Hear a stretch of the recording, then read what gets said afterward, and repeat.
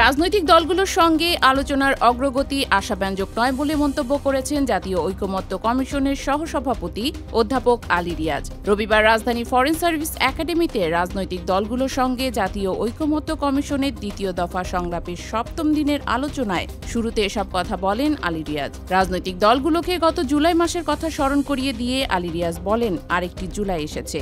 গত জুলাইয়ে সবাই নিজ দলের পতাকা তুলে ধরেনি, বরং সবাই দেশের পতাকা তুলে ধরেছিল।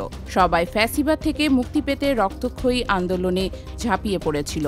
ভবিষ্যতে জনগণের আকাঙ্ক্ষার বিপরীতে কেউ যাতে সাংবিধানিক সংস্কার করতে না পারে তা নিশ্চিতের ওপর গুরুত্বারোপ করেন আলী রিয়াজ। তিনি বলেন, সাংবিধানিকভাবেই এটা নিশ্চিত করতে হবে। ব্যক্তির ক্ষমতা হ্রাস করার প্রয়োজনীয়তা দেখা দিয়েছে, কারণ শেষ পর্যন্ত শাসনের ক্ষেত্রে একটা একনায়কতান্ত্রিকতার আশঙ্কা তৈরি হয়েছে। এই আশঙ্কাকে তারা উড়িয়ে দিতে পারছেন না।